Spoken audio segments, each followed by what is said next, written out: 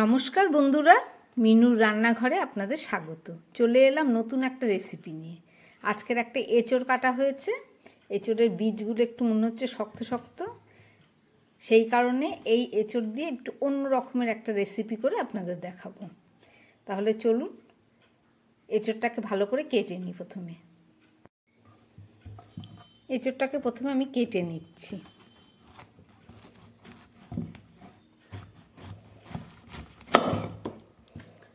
এইদিকে এঁচড়ে তেমন কিছু নেই।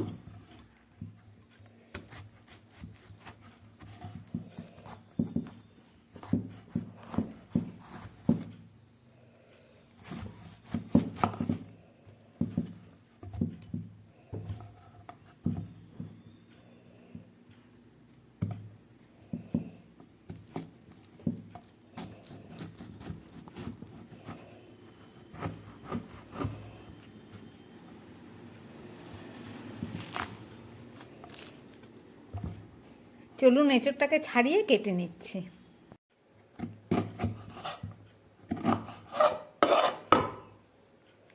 এঁচড়গুলোকে ভালো করে কেটে নিলাম। এবার এই এঁচড়গুলোকে আমি একটু সরু সরু করে কাটবো।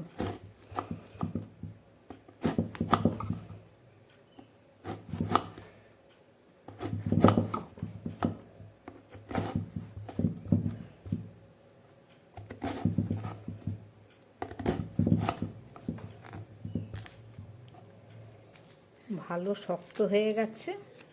এই বীজগুলো যাতে মুখে না পড়ে রান্নার পরও, তার জন্য একদম সরু করে করে আমি কেটে নিচ্ছি।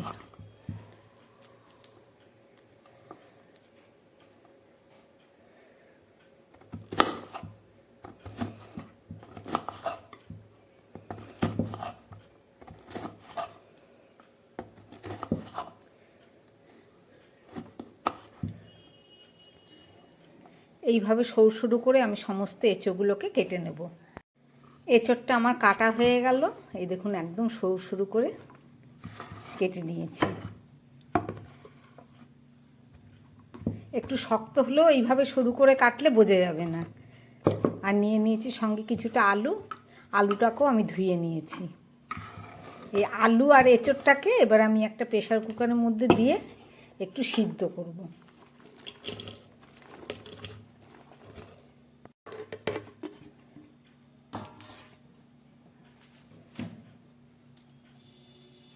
এর মধ্যে দিয়ে দিচ্ছি আমি পরিমাণ মতো একটু নুন বেশি করেই দিলাম। আর দিয়ে দিচ্ছি একটু হলুদ। সব দেওয়া হয়ে গেছে, নুন হলুদ দিয়ে এবার জল দিয়ে দিচ্ছি, দিয়ে একটু সিটি মেরে নেব।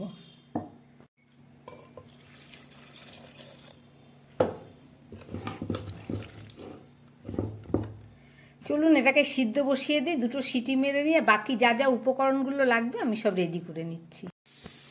এঁচড় সিদ্ধ বসিয়ে দিয়েছি, আর এদিকে মশলা কেটে আমার রেডি হয়ে গেছে। এই যে সরু সরু করে পেঁয়াজ কেটে নিয়েছি এঁচড়ের মতো করে, আর টমেটোগুলোও ঠিক সরু সরু করে কেটে নিয়েছি। আর এখানে কিছুটা মশলা নিয়ে নিয়েছি। এই মশলাটা আমি মিক্সিতে পেস্ট করব। রসুন, একটা ছোট পেঁয়াজ, আর একটু থেতো করা আদা, আর সঙ্গে দেব কয়েকটা গোলমরিচ। এই সব কিছু দিয়ে আমি একটা পেস্ট তৈরি করে নেব। চলুন, এঁচড় রান্নার মশলা আমার একদম রেডি হয়ে গেছে। চলুন এবার রান্নাটা শুরু করি। এঁচড়টাকে নামিয়ে, এঁচড়টা সিদ্ধ বসিয়েছিলাম, হয়ে গেছে। এবার আমি এটাকে জল ছেঁকে নেব।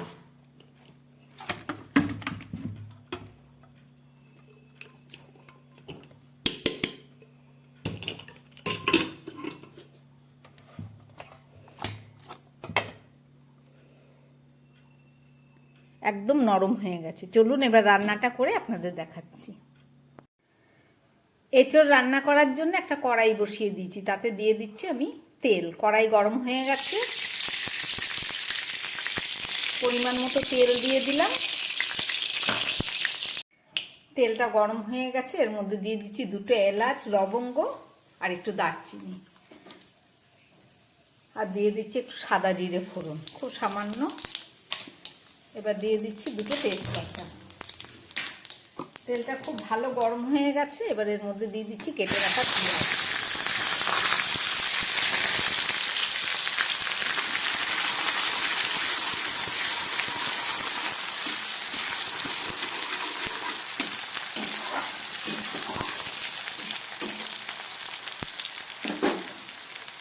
পেঁয়াজটাকে ভালো করে ভেজে নিচ্ছি।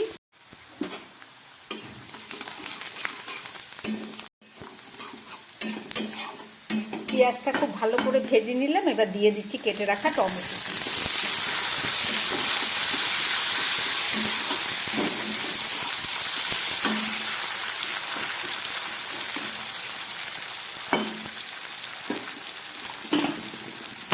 দিয়ে দিচ্ছি এই মিক্সিতে পেস্ট করে রাখা আদা, রসুন, পেঁয়াজ আর কাঁচা লঙ্কা, শুকনো লঙ্কা বাটাটা।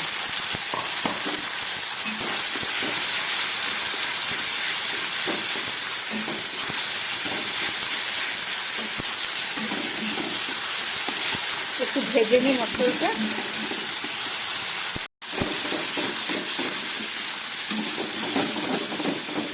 মশলাটা দেবার পরে খুব ভালো করে আমি মশলাটা কষিয়ে নিলাম। এবার দিয়ে দিচ্ছি একটা পরিমাণ মতো হলুদ। বেশি হলুদ দিলাম না, কারণ না সিদ্ধ করার সময় হলুদ দিয়েছি। দিচ্ছি সামান্য লঙ্কার গুঁড়ো আর দিয়ে দিচ্ছি সামান্য নুন। সবই দেয়া ছিল।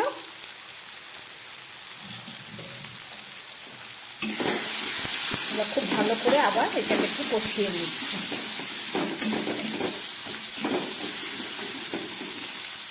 এবারে দিয়ে দিচ্ছি হাফ চামচের কম জিরের গুঁড়ো।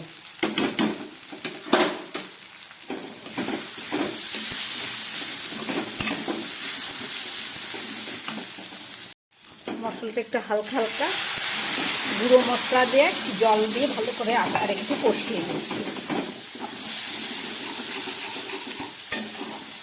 পেঁয়াজ, আদা, রসুন, টমেটো, জিরের গুঁড়ো, লঙ্কার গুঁড়ো সব কিছু দিয়ে মশলাটা খুব ভালো করে কষিয়ে নিলাম।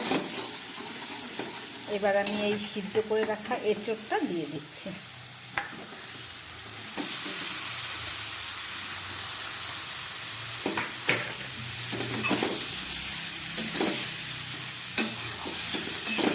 এবার এঁচোড় আর এই মশলাটাকে খুব ভালো করে অনেকক্ষণ ধরে 3-4 মিনিটের মতো আমি কষাবো। এখন জল দেব না, কারণ এটা ভিজেই আছে।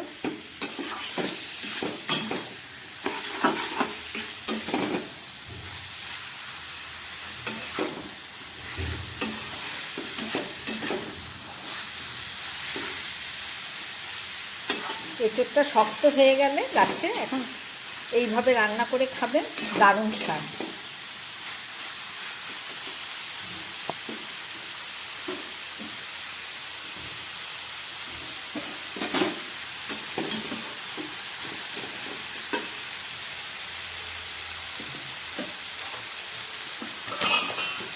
গ্যাসটা কমিয়ে একটু ঢাকা দিয়ে দিচ্ছি। জল দেওয়া লাগবে না, ঢাকাটা দিয়ে দিলাম। 2-3 মিনিট মতো হোক, ফেরত এসে দেখাচ্ছি। 3-4 মিনিট পরে ফেরত আসলাম। গ্যাস একদম কমানো ছিল।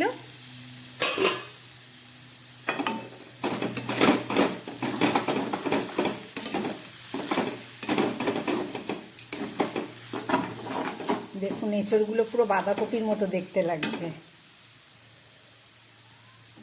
এবার আঁচটা মিডিয়ামে করে দিলাম। দিয়ে দিচ্ছি একটু মিষ্টি। যারা পছন্দ করেন দেবেন, আর যারা করেন না দেবেন না।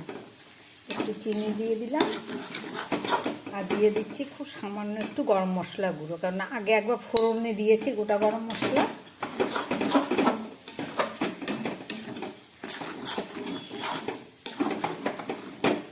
আমার রান্নাটা একদম রেডি হয়ে গেছে।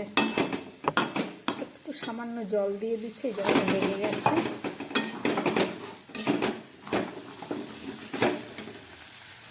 একদম সবশেষে দিয়ে দিচ্ছি যে বাজারে কেনা ম্যাগি মশলা। এই মশলা দারুণ স্বাদ। এই সামান্য একটুখানি ম্যাগি মশলা দিয়ে দিলাম। দিয়ে আবার একটু ঢেকে রেখে ফেরত এসে আপনাদের দেখাবো। রান্নাটা আমার একদম রেডি। এইসব রান্না এই ধরনের মশলা দিলে খেতে খুব ভালো লাগে।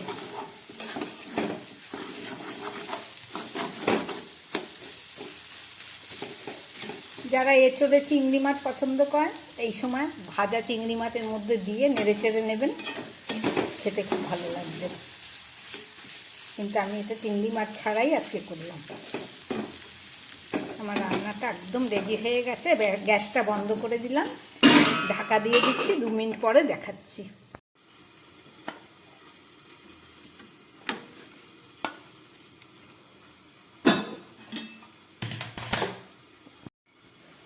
রান্না করলাম এঁচোড়ের একটা রেসিপি, আপনারা দেখলেন, আশা করি আপনাদের ভালো লেগেছে। এভাবে এঁচোড় রান্না করে রুটি, পরোটা, লুচি, ভাত যা কিছুর সঙ্গে খাবেন তাতেই খুব ভালো লাগবে। একদম অন্য রকমের স্বাদ। আমার বানানো এই রেসিপি যদি ভালো লাগে তাহলে আমার চ্যানেলটাকে লাইক করবেন এবং সাবস্ক্রাইব করবেন, যাতে আমি আবার ভিডিও নিয়ে আসতে পারি। নমস্কার, সবাই সুস্থ থাকবেন, ভালো থাকবেন।